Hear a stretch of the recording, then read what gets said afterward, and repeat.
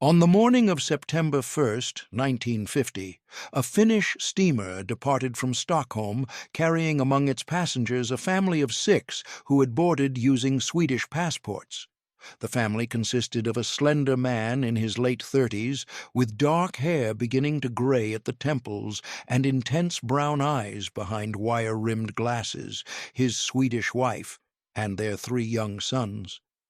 According to the passenger manifest, the man's name was listed as a Swedish citizen traveling on vacation. The ship was bound for Helsinki, a routine journey across the Baltic Sea that would take approximately 15 hours. The weather that day was clear, with calm waters and a gentle breeze, ideal conditions for the crossing. The smell of salt water and diesel fuel hung in the air as the ship's engines rumbled to life. None of the other passengers or crew members aboard had any reason to suspect that they were witnessing one of the most consequential defections of the early Cold War, or that the seemingly ordinary family traveling in second-class accommodations represented a potential catastrophic compromise of Western nuclear secrets. Before we continue with Bruno Pontecorvo's story, if you're fascinated by the hidden histories of Cold War espionage and the real human cost behind intelligence operations, make sure to subscribe and turn on notifications. We uncover these documented cases every week, bringing you the truth behind some of history's most consequential secrets. The man traveling under the Swedish passport was Bruno Pontecorvo, a 37-year-old Italian-born nuclear physicist who, until just days before, had been employed by the United Kingdom Atomic Energy Authority at the Atomic Energy Research Establishment in Harwell, England. Pontecorvo held a senior research position with access to classified information about British nuclear research. His work focused on nuclear reactor physics and the properties of neutrons, fundamental areas of atomic science with direct applications to both nuclear power generation and nuclear weapons development, according to British Security Service's later reconstruction of events. Pontecorvo had made the decision to defect to the Soviet Union sometime in late August 1950. Though the exact date when he finalized that decision remains unclear. What is documented is that he, his wife Marianne Nordblad, and their 3 sons, Gil, Antonio, and Tito, aged 12, 10, and 8, respectively, had left England on August 25, 1950, ostensibly for a family vacation to Italy and Scandinavia. The Pontecorvo family had driven from their home in Abingdon, Oxfordshire, taking the ferry across the English Channel to France. They had driven through France and into Italy, visiting Bruno's family in the town of Pisa. They had then continued north, crossing into Switzerland and eventually arriving in Sweden. According to later interviews with Bruno's relatives in Italy, nothing about the visit had seemed unusual. Bruno had been cheerful, had spent time with his parents and siblings, had talked about his work in general terms without revealing any specific plans. His mother, Maria Pontecorvo, would later tell investigators that her son had seemed perhaps slightly distracted, but she had attributed this to work stress and the demands of managing 3 young children during a long automobile trip. On August 31, 1950, the Pontecorvo family checked into a hotel in Stockholm. The following morning, they boarded the steamer bound for Helsinki. When the ship arrived in Finland on September 2, 1950, the Pontecorvo family did not disembark with the other passengers. According to Finnish port records, they remained aboard when the ship continued to Viborg, a Soviet port city on the eastern shore of the Gulf of Finland. From Viborg, they traveled by train to Moscow, arriving in early September 1950. For nearly 5 years, Western intelligence services would not know with certainty where Bruno Pontecorvo had gone or whether he was alive or dead. The mystery of his disappearance would trigger extensive investigations by British security services, would strain diplomatic relations, would raise profound questions about the security of atomic research establishments, and would leave his extended family, particularly his parents and siblings who remained in Italy, in a state of anguished uncertainty about his fate and his motivations. Bruno Pontecorvo had been born on August 22, 1913, in Marina di Pisa, a small coastal town in Tuscany. He was the fourth of 8 children in a prosperous middle-class Jewish family. His father, Massimo Pontecorvo, owned a textile manufacturing business that provided the family with comfortable financial circumstances. His mother, Maria, managed the household and took an active interest in her children's education. Bruno showed early aptitude for mathematics and physics. He graduated from the Liceo Scientifico in Pisa in 1931 with top marks and enrolled at the University of Pisa to study physics. However, after 2 years, he transferred to the University of Rome, drawn by the presence of Enrico Fermi, who was then establishing what would become one of the world's leading centers for nuclear physics research. At the University of Rome in the early 1930s, Fermi had assembled a remarkable group of young physicists who would later be known as the Via Panisperna boys, named after the street address of the physics institute where they worked. Bruno Pontecorvo joined this group in 1933 at age 20 and quickly established himself as one of Fermi's most talented students. The Fermi group's research focused on investigating the properties of atomic nuclei using neutron bombardment. In 1934, Fermi and his team made a crucial discovery. Slow neutrons that had been slowed down by passing through certain materials like paraffin or water, were much more effective at inducing nuclear reactions than fast neutrons. This discovery would later prove fundamental to the development of nuclear reactors and nuclear weapons. Bruno Pontecorvo contributed significantly to these experiments, helping to design apparatus, conduct measurements, and analyze results. By the mid-1930s, as Italy aligned more closely with Nazi Germany, the political situation deteriorated. In 1938, the Italian government enacted racial laws modeled on the Nazi Nuremberg laws, imposing severe restrictions on Italian Jews. For Bruno Pontecorvo and his family, these laws represented an existential threat. Bruno, despite his secular upbringing, was classified under the racial laws as Jewish. Enrico Fermi, married to Laura Kaplan, who was Jewish, made the decision to leave Italy, using the occasion of receiving the Nobel Prize in Physics in December 1938 as an opportunity to emigrate. Fermi traveled from Stockholm to New York, rather than returning to Italy, eventually settling in the United States, where he would play a central role in the Manhattan Project. Bruno Pontecorvo made the decision to leave Italy as well. In early 1939, he moved to Paris, where he had been offered a research position working with Frédéric Joliot-Curie at the Collège de France. Joliot-Curie, along with his wife Irène Joliot-Curie, were leading figures in nuclear physics research and had won the Nobel Prize in Chemistry in 1935 for their work on artificial radioactivity. In Paris, Pontecorvo worked on experiments related to nuclear chain reactions. By this time, the possibility that uranium nuclei could undergo fission, splitting into smaller nuclei and releasing enormous amounts of energy, had been discovered. Joliot-Curie's laboratory was investigating whether a self-sustaining chain reaction could be achieved, which would be the basis for both nuclear reactors and nuclear weapons. Bruno's personal life also underwent significant changes during this period. In Paris, he met Marianne Nordblad, a Swedish woman who was working as a secretary at the Institute of Physics.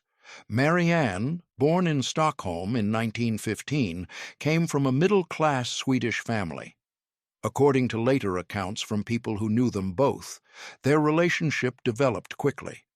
They married in 1940. The timing was significant. By May 1940, Nazi Germany had invaded France. The French government collapsed in June, and Paris fell under German occupation. For Bruno Pontecorvo, the situation was extremely dangerous. He was an Italian Jew in a city controlled by the Nazis and their collaborators. Joliot-Curie, who would later join the French resistance, helped arrange for some members of his research team to escape. Bruno and Marianne Pontecorvo fled Paris in July 1940, traveling through Spain and Portugal. They eventually reached the United States in late 1940, entering as refugees. However, because he was an Italian national, Italy being an Axis power at war with Britain and soon to be at war with the United States, American security officials were reluctant to grant him access to classified research projects. Unable to work on classified American projects, Bruno sought alternatives. In 1943, he accepted a position with a Canadian research organization called Chalk River Laboratories, part of the National Research Council of Canada. The Chalk River facility, located on the Ottawa River in Ontario, was established as part of the Allied nuclear research effort. While the majority of atomic weapons research was conducted in the United States under the Manhattan Project, Canada played a supporting role, particularly in reactor development and the production of heavy water and plutonium. At Chalk River, Pontecorvo worked on the development of nuclear reactors. His specific responsibilities included research on neutron physics, reactor design parameters, and the measurement of nuclear cross-sections, data about how likely neutrons of different energies were to interact with different materials. This information was crucial for designing efficient reactors. The work was classified, though the level of classification and the exact nature of what Pontecorvo had access to during his time in Canada remain subjects of historical debate. During his years in Canada, from 1943 to 1948, the Pontecorvo family expanded. Their son Gil had been born in 1938 before their move to Canada. Their second son, Antonio, was born in 1940. Their third son, Tito, was born in 1942. They lived in Deep River, a small company town built specifically to houseworkers at the Chalk River facility, where prefabricated houses lined quiet streets and the community centered around the needs of the nuclear research establishment. According to later interviews with neighbors and colleagues, the Pontecorvo family seemed to integrate well into the community. Bruno was described as friendly, intellectually engaged, passionate about science, and devoted to his family. Marianne managed the household and the children. They entertained colleagues at their home, participated in community events, and appeared to be living a conventional life. However, something else was happening during these years that would only become clear much later. According to declassified Soviet archives that became partially accessible after the end of the Cold War, Bruno Pontecorvo had come into contact with Soviet intelligence during his time in Canada, possibly as early as 1943 or 1944. The nature and extent of this contact remains disputed among historians and former intelligence officers. Some evidence suggests that Pontecorvo may have provided information to Soviet intelligence about nuclear research being conducted at Chalk River. Other evidence suggests that his relationship with Soviet intelligence during the Canadian years was more limited, perhaps consisting of occasional meetings and expressions of political sympathy without substantial transmission of technical information. What is clearer is that by the late 1940s, Soviet intelligence services considered Pontecorvo a valuable contact with access to sensitive nuclear research. The question of what motivated Bruno Pontecorvo's engagement with Soviet intelligence is complex and cannot be definitively answered because Pontecorvo himself, during his lifetime, never provided a complete or entirely credible explanation. However, several factors appear to have been relevant. First, political ideology. During his time in Paris in 1939 to 1940, Pontecorvo had become acquainted with left-wing political circles. His colleague, Frédéric Joliot-Curie, was a committed communist who would later join the French Communist Party. The political environment in Paris among scientists and intellectuals at that time included significant communist influence, particularly given the context of the Spanish Civil War and the rise of fascism. Pontecorvo appears to have developed sympathy for communist ideology during this period, viewing it as the primary bulwark against fascism. Second, his experience as a Jewish refugee fleeing fascism may have intensified his political radicalization. He had seen his homeland turn against him because of racial laws. He had fled multiple times, from Italy to France, from France to North America. The Soviet Union, despite its many documented abuses, presented itself as anti-fascist and as a society without racial discrimination. For someone whose life had been upended by fascist racial ideology, this aspect of Soviet propaganda may have held particular appeal. Third, there is the question of scientific idealism. Some scientists involved in nuclear research during the 1940s became uncomfortable with the idea that nuclear knowledge was being monopolized by one nation or one alliance. The argument that nuclear science should be shared to prevent catastrophic war had some adherents. Whether Pontecorvo subscribed to this view is uncertain, but it may have provided a rationalization for cooperation with Soviet intelligence. In 1948, Pontecorvo left Canada to take a position at the Atomic Energy Research Establishment at Harwell in England. Harwell, located in Oxfordshire, was Britain's primary facility for nuclear research. The British government was developing its own nuclear weapons program, separate from but informed by the work done during the Manhattan Project. Pontecorvo's expertise in reactor physics made him a valuable addition to the Harwell research staff. The decision to hire Pontecorvo at Harwell involved security vetting, but the process was less rigorous than it should have been given the sensitivity of the work. According to British Security Service files declassified in later decades, Pontecorvo was interviewed by security officers, his background was reviewed, and references were checked. However, there were gaps in the investigation. His political views were not thoroughly explored. His contacts during his time in Paris were not extensively investigated. The assumption appears to have been that because he had worked at Chalk River for 5 years without apparent incident, and because Canadian security services had not raised concerns, he was an acceptable security risk. This assessment proved catastrophically wrong. At Harwell, Pontecorvo continued his research on neutron physics and reactor design. He also became interested in cosmic ray physics and the properties of fundamental particles. His scientific output during this period was significant. He published papers, presented at conferences, and was regarded by colleagues as one of the more brilliant theoreticians at the facility. Meanwhile, during this same period in the broader context of the early Cold War, atomic espionage had become an urgent concern for Western intelligence services. In 1945, a Soviet intelligence officer named Igor Gauzenko had defected from the Soviet embassy in Ottawa, bringing with him documents that revealed the existence of Soviet spy rings operating in Canada and attempting to obtain atomic secrets. The Gauzenko defection triggered investigations that led to the arrest of several individuals, including Alan Nunn May, a British physicist who had worked at Chalk River and had passed information to Soviet intelligence. In the United States, the arrest of Klaus Fuchs in February 1950 sent shockwaves through the intelligence community.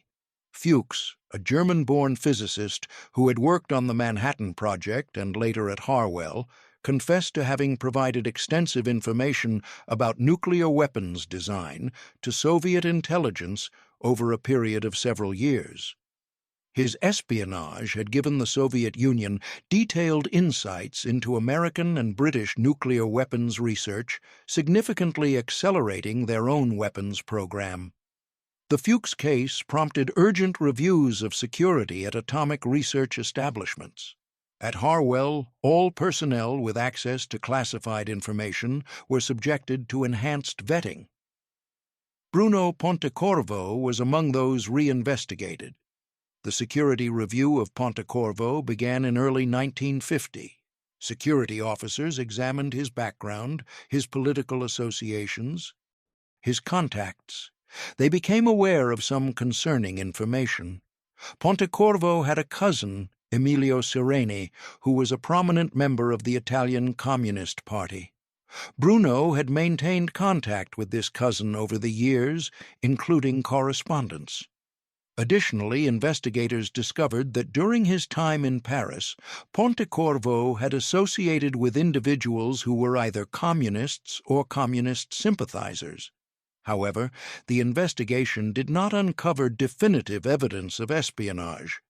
Pontecorvo was interviewed in July 1950. According to the interview records, he acknowledged that he had relatives and acquaintances with communist affiliations, but denied being a communist himself or having any involvement with Soviet intelligence. He emphasized his scientific work, his dedication to research, and his gratitude to Britain for providing him with employment and opportunity. The security officers conducting the interview were not entirely satisfied. They recommended that Pontecorvo's security clearance be reviewed and that he be moved to less sensitive work or potentially dismissed. However, the process of implementing these recommendations was slow. Bureaucratic procedures required multiple levels of approval. Meanwhile, Pontecorvo remained at Harwell with access to classified information. It is not clear exactly when or how Pontecorvo learned that he was under security investigation. However, by August 1950, he appears to have become aware that his position was in jeopardy. According to later analysis by British intelligence, the timing of his decision to defect suggests that he knew an adverse security determination was imminent and that he would likely lose his position, his clearance, and possibly face prosecution if evidence of espionage were discovered. The plan for the defection appears to have been coordinated with Soviet intelligence. The family vacation to Italy and Scandinavia provided cover for the departure from England without raising immediate suspicion. The route through France, Italy, Switzerland, and Sweden to Finland was designed to make tracking difficult and to take advantage of the relative ease of crossing from neutral Sweden into Soviet-controlled Finland. Marianne Pontecorvo's role in the defection has been a subject of speculation. She was not a scientist, had no apparent political commitments to communism, and by all accounts was primarily focused on raising her children. The decision to defect meant leaving behind her family in Sweden, abandoning the comfortable life they had built in England, and moving to the Soviet Union with 3 young children. According to much later accounts, including statements made by the Pontecorvo sons after the end of the Cold War, Marianne had significant reservations about the defection, but ultimately decided to support her husband's decision and to keep the family together. Back in England, when the Pontecorvo family failed to return as expected in early September 1950, colleagues at Harwell initially assumed there had been some delay in their travel plans.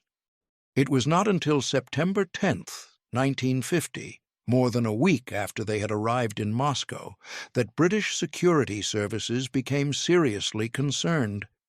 Inquiries were made with Italian authorities and with the Pontecorvo family in Pisa.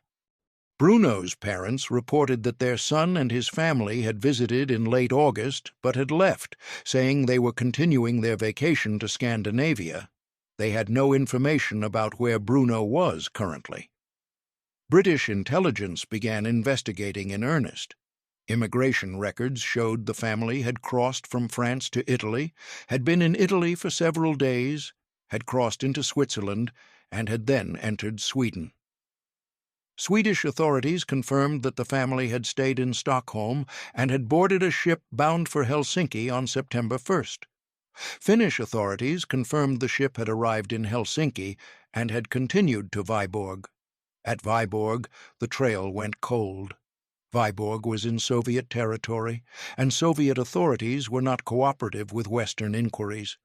On October 21, 1950, nearly 2 months after the Pontecorvo family had disappeared, the British government publicly announced that Bruno Pontecorvo, a nuclear physicist employed at Harwell, had gone missing while on vacation and that his whereabouts were unknown. The announcement triggered immediate international media attention. Coming just months after the Klaus Fuchs case, the disappearance of another nuclear physicist raised alarm about the security of atomic secrets. Press coverage speculated about multiple possibilities. Perhaps Pontecorvo had been kidnapped by Soviet agents. Perhaps he had defected voluntarily. Perhaps he had been involved in espionage and had fled to avoid arrest. Perhaps he was dead, killed by Soviet operatives to prevent him from revealing information. The British government released limited information, stating only that an investigation was ongoing and that there was no evidence at that time that Pontecorvo had engaged in espionage. For Bruno's family in Italy, the disappearance was devastating. His parents, Massimo and Maria, had no idea where their son was or whether he was alive. They were questioned by Italian security services, by British investigators, and by journalists. They insisted they knew nothing about Bruno's plans and that they had no reason to believe he would defect to the Soviet Union. His siblings were similarly bewildered. The family issued a public statement expressing their distress and appealing for information about Bruno's whereabouts. The uncertainty lasted for nearly 5 years. During this time, Western intelligence services conducted extensive investigations attempting to determine what, if any, information Pontecorvo might have provided to Soviet intelligence. Damage assessment teams reviewed what classified materials he had access to at Harwell and at Chalk River. The consensus was that Pontecorvo had not had direct access to weapons design information at the level that Klaus Fuchs had possessed. However, he had extensive knowledge of reactor physics, neutron behavior, and other fundamental nuclear science that could be valuable to a weapons program. His understanding of neutron cross-sections, moderator materials, and reactor control mechanisms represented information that could accelerate Soviet development of plutonium production reactors, a critical component of any nuclear weapons program. There was also the question of whether Pontecorvo had been part of a larger spy ring. Investigators looked for connections between Pontecorvo and other suspected Soviet agents. They examined his correspondence, his travel records, his financial transactions. They interviewed his colleagues, his neighbors, anyone who might have observed suspicious behavior. The investigation produced no definitive evidence of a broader network, though it could not rule out the possibility.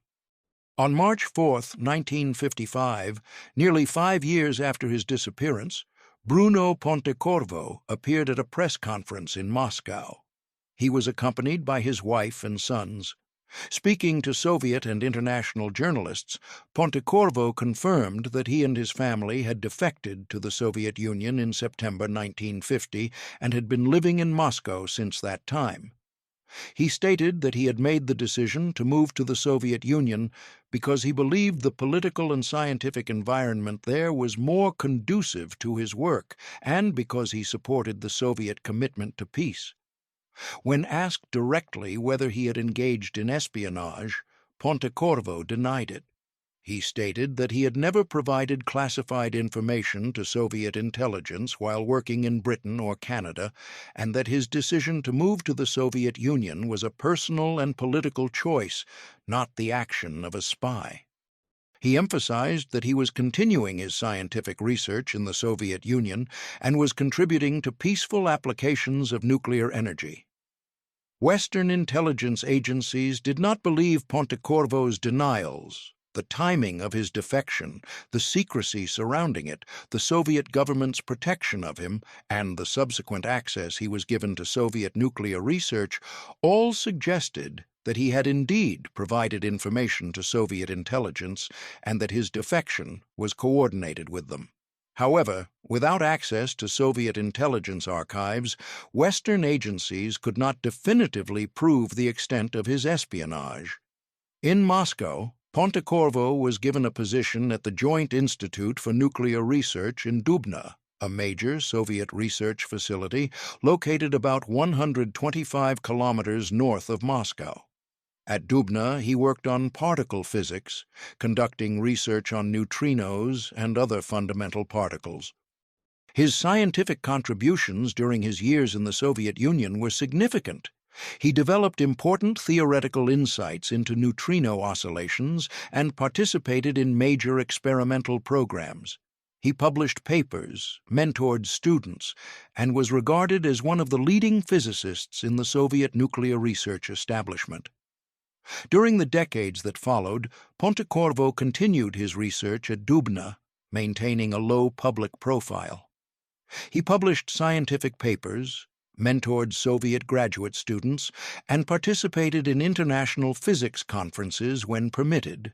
His sons grew up, attended Soviet universities, married, and had children of their own.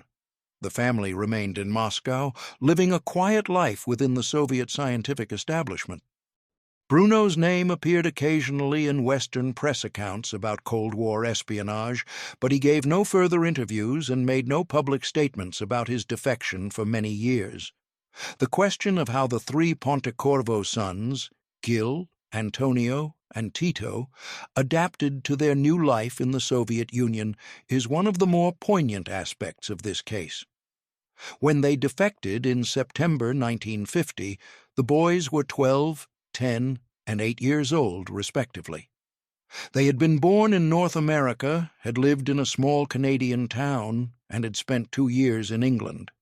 Their world view was Western. They spoke English and some Italian, but no Russian.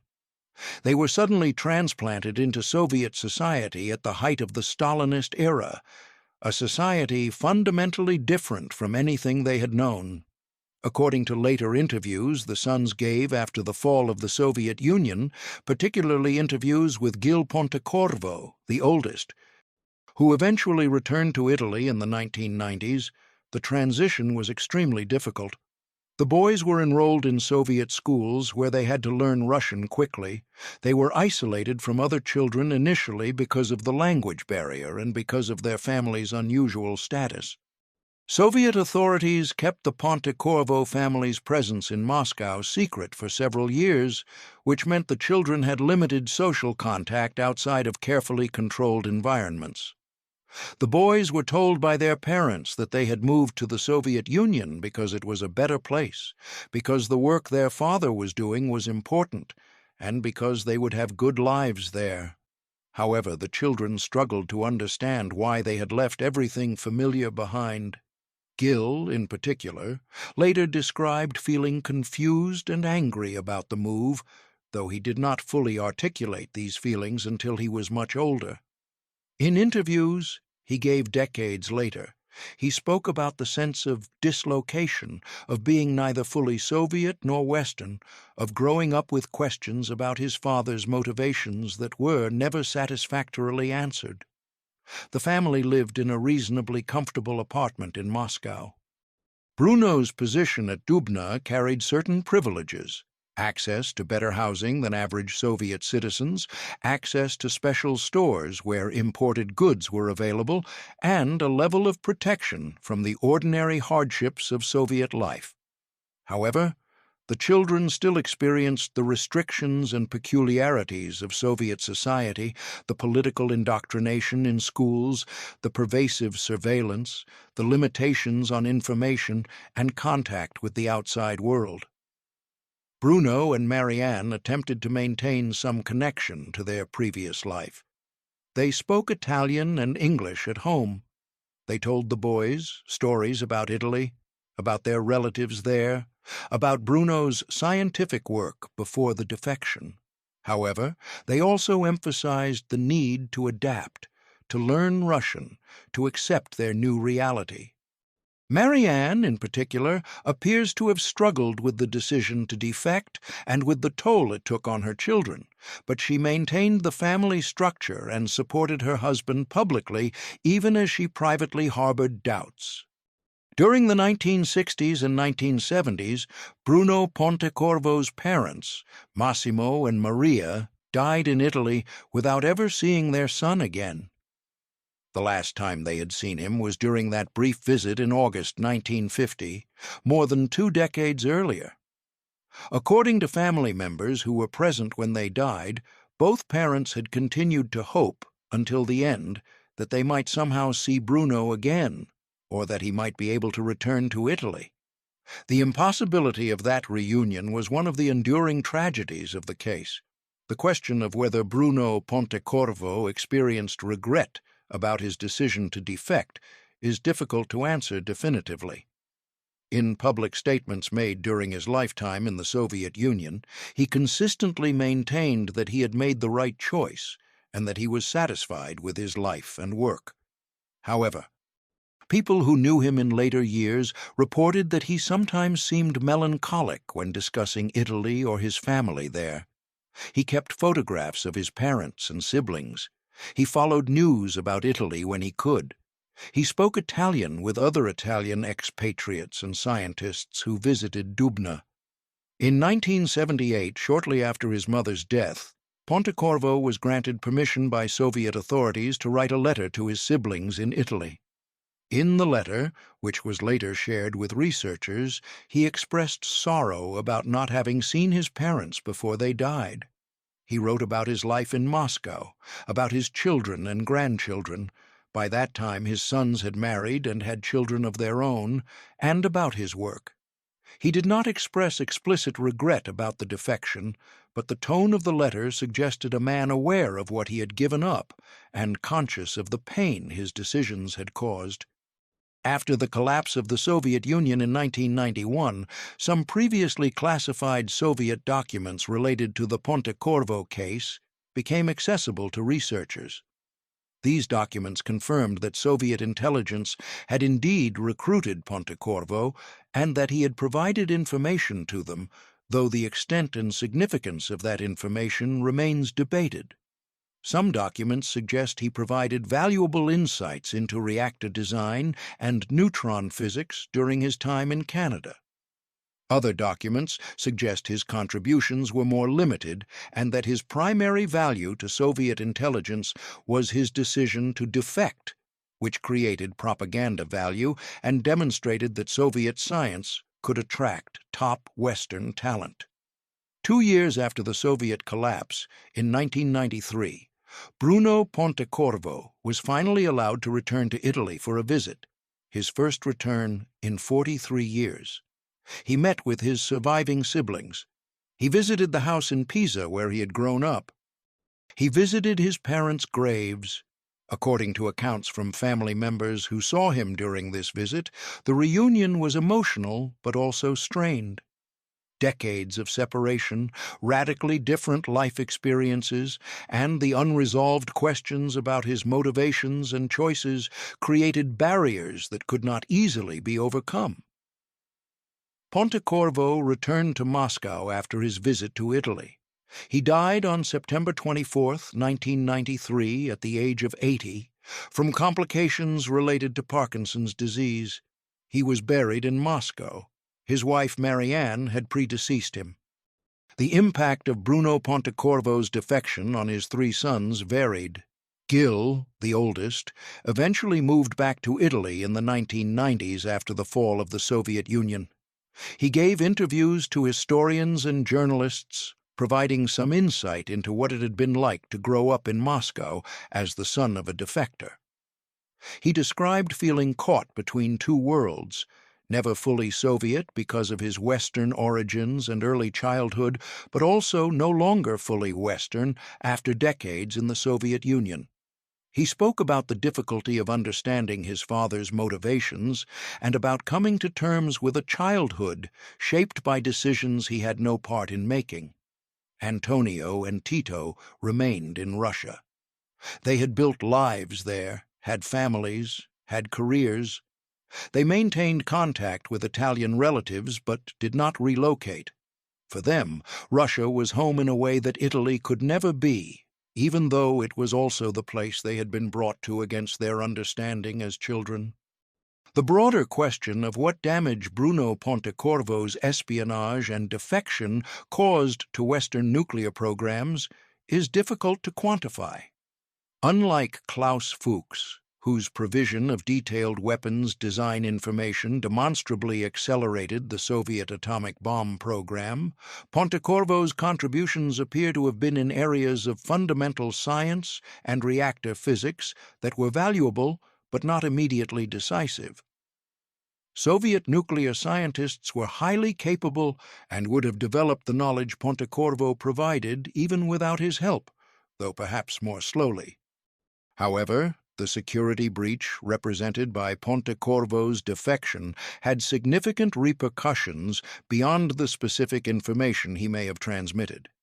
It revealed serious weaknesses in the vetting procedures at atomic research establishments. It demonstrated that Soviet intelligence had successfully penetrated Western nuclear programs at multiple points. It created additional suspicion and anxiety within the scientific community, leading to more intrusive security measures and contributing to an atmosphere of mistrust. Following the Pontecorvo case, the Atomic Energy Research Establishment at Harwell implemented extensive security reforms. According to declassified British government reports, vetting procedures were strengthened with more thorough background investigations and more careful scrutiny of political associations and foreign contacts. Security reviews became more frequent. Access to classified information was more strictly controlled and monitored. Similar reforms were implemented at atomic research facilities throughout the Western Alliance. However, these security measures had costs of their own. They created an atmosphere of suspicion and mistrust within scientific institutions. They deterred some talented scientists from seeking positions in nuclear research because of the intrusive vetting and the restrictions on international collaboration. They contributed to the compartmentalization of knowledge and the reduction of the free exchange of ideas that had previously characterized scientific research. The Pontecorvo case also contributed to broader political tensions during the early Cold War. In the United States, the case was cited by those advocating for more aggressive counterintelligence measures and stricter security controls. Senator Joseph McCarthy and others used cases like Pontecorvo's to argue that communist sympathizers had infiltrated Western institutions and that drastic measures were needed to root them out. While Pontecorvo himself was not American and had never worked on American soil in a classified capacity, his case was grouped with those of Fuchs, the Rosenbergs, and others as evidence of widespread atomic espionage. For the scientific community, the Pontecorvo case represented a troubling example of the conflict between the international, collaborative nature of scientific research and the national security imperatives of the Cold War. During the 1930s, nuclear physics research had been a largely open international enterprise, with scientists from different countries freely sharing results and collaborating on experiments. The development of nuclear weapons and the onset of the Cold War had fractured that openness, creating barriers, classification systems, and suspicions that many scientists found antithetical to the scientific method. Bruno Pontecorvo had been trained in the open, collaborative environment of Fermi's laboratory in the 1930s. He had worked with French scientists in Paris, Canadian scientists at Chalk River, and British scientists at Harwell. His scientific identity was international. His decision to defect to the Soviet Union was, in some sense, a rejection of the national boundaries that had been imposed on scientific knowledge. However, it was also a profound betrayal of the trust that had been placed in him. a violation of the security clearances he had been granted, and a choice that caused immense harm to his family and raised questions about his integrity that could never be fully answered. The question of responsibility in cases like this requires acknowledging multiple levels of causation. Bruno Pontecorvo chose to cooperate with Soviet intelligence and chose to defect. This responsibility was his, and he bore the weight of these decisions and their aftermath. But he made these decisions in a world fractured by ideological conflict, in a scientific community torn between international collaboration and national security, in a personal context shaped by his experience of fascism and exile, and in a recruitment relationship carefully constructed by Soviet intelligence officers trained to exploit vulnerabilities and ideological sympathies. Marianne Pontecorvo made the choice to follow her husband, to support his decision even at enormous personal cost, and to raise their children in exile. That choice was hers, though it was made under extraordinary pressure and with limited options. The children had no agency at all. They were brought to the Soviet Union by their parents' decision, and they spent their lives dealing with aftermath they had no part in creating. The British security services that failed to adequately vet Pontecorvo before granting him access to classified information bore responsibility for a security failure that should have been prevented. The Soviet intelligence officers who recruited and handled Pontecorvo bore responsibility for their part in the operation.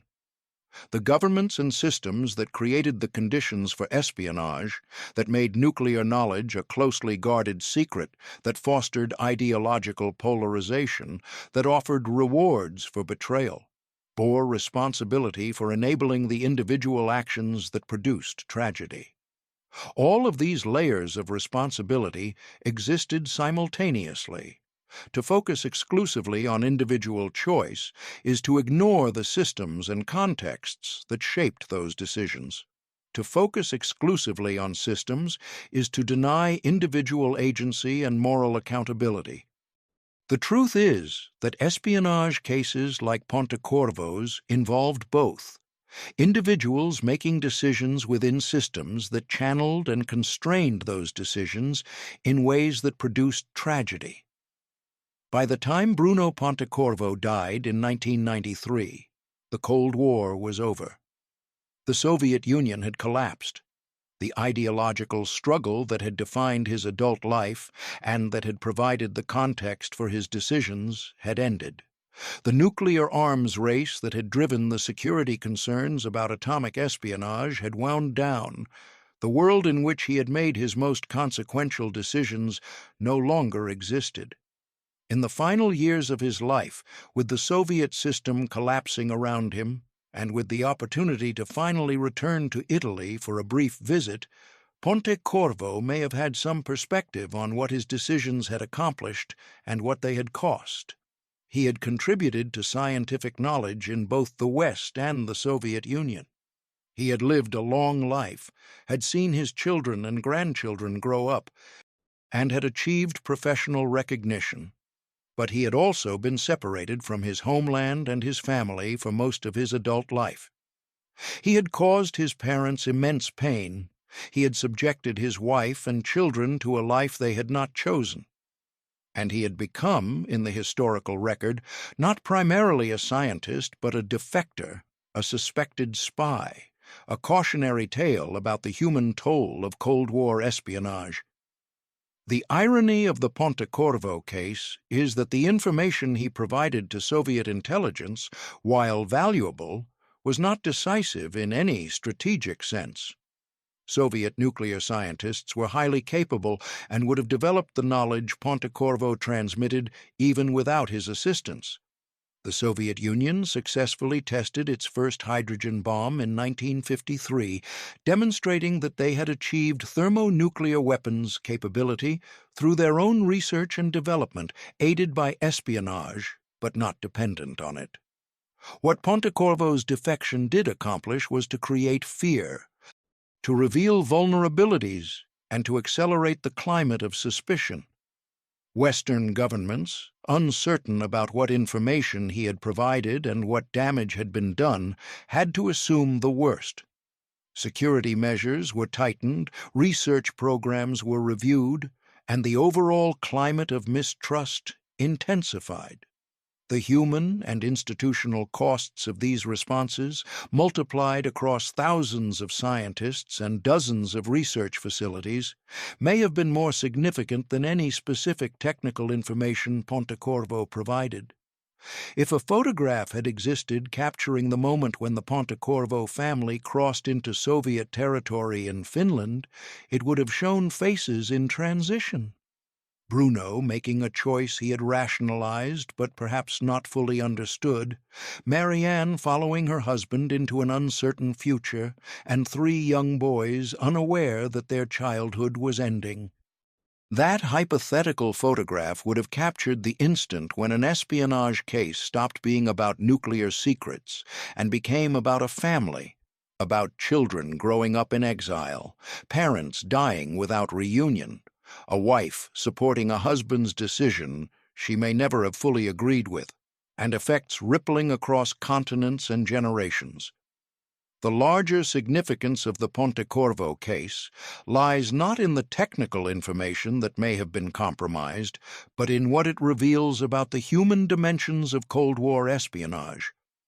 It shows how ideological conflicts played out not just at the level of superpowers and nuclear arsenals, but in the lives of individuals and families.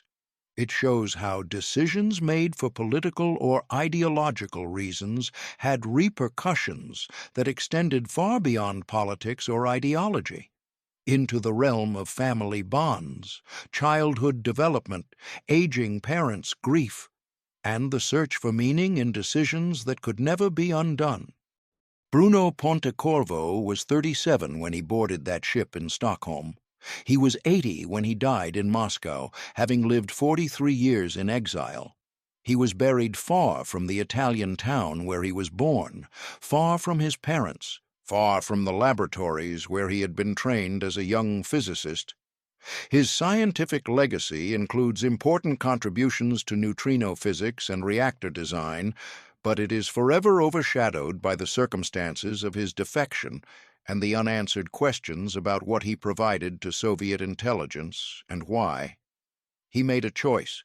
He lived with that choice for 43 years, and when he died, the question of whether it had been the right choice remained unanswered, perhaps unanswerable, because the metric for judging such choices, the balance between principle and family, between ideology and human connection, between the abstract and the intimate, does not yield simple conclusions. What remains is the fact of the choice and its aftermath, spreading outward from that moment on the ship in 1950, touching lives across continents and decades, a single decision that became a permanent condition.